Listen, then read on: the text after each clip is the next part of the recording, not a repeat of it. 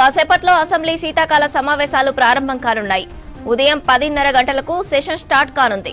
తొలి రోజు సభలో సంతాప తీర్మానాలు ఉంటాయి. ఇటీవల మరణించిన మాజీ మంత్రి సూర్యాపేట మాజీ ఎమ్మెల్యే రామరెడ్డి దామోదర్ రెడ్డి, చేవెళ్ల మాజీ ఎమ్మెల్యే కొండా లక్ష్మారెడ్డికి సభ సంతాపం తెలపనుంది. మరోవైపు పాలనాపరమైన అంశాల్లో భాగంగా గతంలో జారీ చేసిన 7 ఆర్డినెన్స్ల స్థానంలో కొత్త బిల్లులను ప్రభుత్వం సభలో ప్రవేశపెట్టనుంది.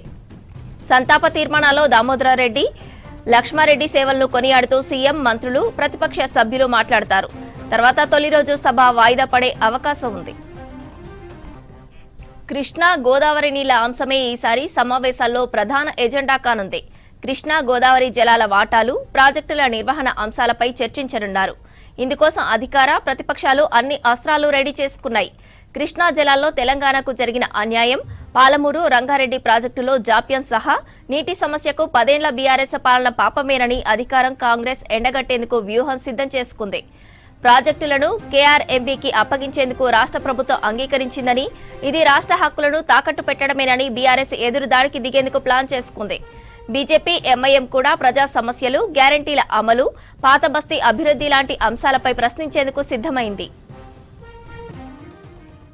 సీఎం రేవంత్ రెడ్డి నేతృత్వంలోని కాంగ్రెస్ ప్రభుత్వం ఈ అసెంబ్లీ సమావేశాల్లో ప్రతిపక్ష బీఆర్ఎస్ ను ఇరుకున పెట్టేందుకు అస్త్రంగా వాడుకోవాలని చూస్తుంది. కృష్ణా జలాల్లో తెలంగాణకు జరిగిన అన్యాయం, పాలమూరు, రంగారెడ్డి ప్రాజెక్టులో జాప్యం, కాళేశ్వరం ప్రాజెక్టులో అవకతవకలు అన్నీ గత బీఆర్ఎస్ ప్రభుత్వ వైఫల్యాలేనని ఎండగట్టేందుకు సభలో పవర్ పాయింట్ ప్రజెంటేషన్ ఇచ్చేందుకు ప్రభుత్వం సిద్ధమైంది. ఇదే అంశంపై చర్చకు రావాలని సీఎం రేవంత్ రెడ్డి నేరుగా ప్రతిపక్ష నేత కేసీఆర్ కు సవాల్ విసిరారు. 10 ఏళ్ల పాటు అధికారంలో ఉన్న బీఆర్ఎస్ పార్టీ నీటి వాటాలను తాకట్టు పెట్టిందని కాంగ్రెస్ ఆరోపిస్తోంది. గతంలో కేసీఆర్ మాట్లాడిన వీడియోలు, మినిట్స్, పేపర్లు కృష్ణా జలాల్లో 299 టీఎంసీలకు ఒప్పుకుంటూ అపెక్స్ కౌన్సిల్లో చేసిన సంతకాలు, ఏపీ తరలించుకుపోయిన నీళ్ల వివరాలను చూపించాలని చూస్తున్నది. చాలా కాలం తర్వాత ప్రతిపక్ష నేత కేసీఆర్ అసెంబ్లీకి హాజరవుతుండటంతో ఆసక్తి నెలకొంది. ప్రాజెక్టులను కేఆర్ఎంబీకి అప్పగించేందుకు రాష్ట్ర ప్రభుత్వం అంగీకరించిందని, ఇది తెలంగాణ ప్రయోజనాలకు గొడ్డలిపెట్టు అని బీఆర్ఎస్ వస్తున్నది. పాలమూరు, రంగారెడ్డి ఎత్తిపోతల పథకం నీటి వాటాను 90 టీఎంసీల నుంచి 45 టీఎంసీలకు తగ్గిస్తూ కేంద్రానికి లేఖ రాశారని బీఆర్ఎస్ ఆరోపిస్తుంది. దీనిపై ప్రభుత్వం క్షమాపణ చెప్పాలంటూ నిలదీసేందుకు వ్యూహరచన చేసింది. రైతు రుణమాఫీ, రైతు భరోసా, పింఛన్లు, 6 గ్యారంటీలు సహా పలు అంశాల్లో ప్రభుత్వాన్ని ప్రశ్నించేందుకు సిద్ధమైంది.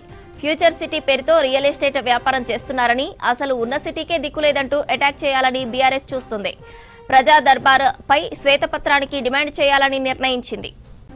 అసెంబ్లీ శీతాకాల సమావేశాలపై మరిన్ని డీటెయిల్స్ యాదగిరి అందిస్తారు. యాదగిరి, అప్డేట్స్ ఏంటి?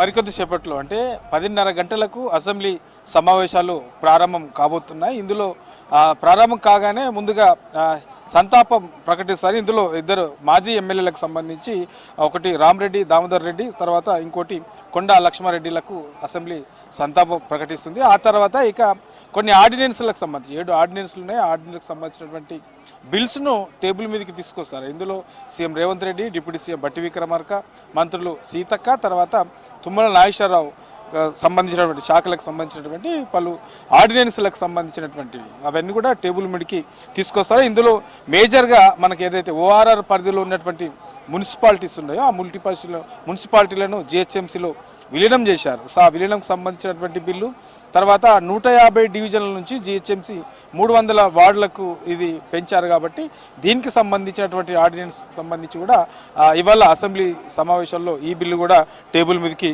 ఇక తీసుకొస్తున్నారు. ఇక స్థానిక సంస్థల ఎన్నికల్లో 2 పిల్లల నిబంధనను ఇప్పటికే ఎత్తేస్తూ ఒక ఆర్డినెన్స్ కూడా ప్రభుత్వం తీసుకొచ్చింది. ఆ బిల్లును కూడా ఇవాళ అసెంబ్లీ ముందు టేబుల్ ముందుకు ఈ బిల్లు కూడా రాబోతుంది. ఇక వేతన సవరణ సంబంధించినటువంటి బిల్లు, తర్వాత ఇక వీటితో పాటు సమగ్ర శిక్ష ఆడిట్కి సంబంధించినటువంటి రిపోర్టుకు సంబంధించినటువంటి బిల్లు కూడా ఇవాళ జరుగుతున్నటువంటి ఈ అసెంబ్లీ సమావేశంలో ఇది కూడా టేబుల్ మీదకి రాబోతుంది. ఇక వీటితో పాటు ఉద్యాన అభివృద్ధి సంస్థకు సంబంధించినటువంటి వార్షిక లెక్కలతో పాటు పలు ఆర్డినెన్స్లకు సంబంధించినటువంటి బిల్లులన్నీ కూడా ఇవాళ టేబుల్ చేయబోతా ఉన్నారు. సో ఇవి మొదటి రోజుకు సంబంధించినటువంటి ఈ బిల్లులు సమావేశాలకు సంబంధించి.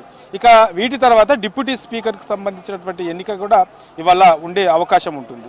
సో ఇవి జరిగిన తర్వాత ఇక మధ్యాహ్నము బీఏసీ సమావేశం నిర్వహిస్తారు. బీఏసీ సమావేశంలో ఈ సెషన్కి సంబంధించి ఎన్ని రోజులు ఈ అసెంబ్లీ సమావేశాలు నిర్వహించబోతున్నారు అనే దాని మీద ఆ బీఏసీ సమావేశంలో నిర్ణయం తీసుకుంటారు.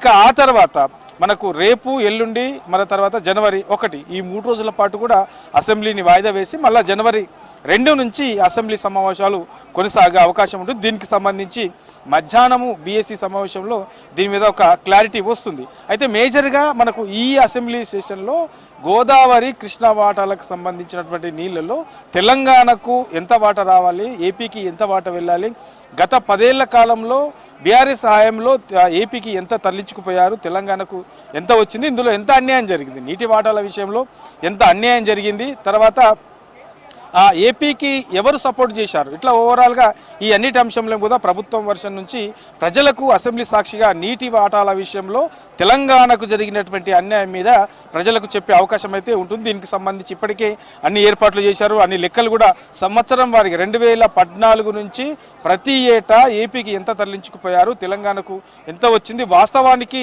రావాల్సింది ఎంత, ఇట్లా ఓవరాల్గా ఈ అన్నిటి అంశాల మీద కూడా ఇరిగేషన్ శాఖ నుంచి ఆ లెక్కలన్నీ కూడా 2014 నుంచి ఇప్పటి వరకు గత 10 ఏళ్ల పాటు బీఆర్ఎస్ హయాంలో ఎట్లా జరిగింది, తర్వాత కాంగ్రెస్ వచ్చిన తర్వాత ఈ 2 ఏళ్ల కాలంలో ఈ నీటి వాటాల విషయంలో ఏం చేస్తుంది, సో ఎట్లా కొట్లాడుతున్నది, తెలంగాణకు రావాల్సినటువంటి వాస్తవానికి వాటా ఎంత, వాస్తవానికి ఎంత వస్తున్నది, ఏపీ ఎంత తరలించుకుపోతున్నది, దీని మీద తెలంగాణ కాంగ్రెస్ ప్రభుత్వం ఎట్లా కొట్లాడుతుంది, సో ఈ అన్నిటి అంశాల మీద కూడా ప్రభుత్వం ప్రజలకు క్లారిటీ ఇచ్చే అవకాశం అయితే కనబడతా ఉన్నది.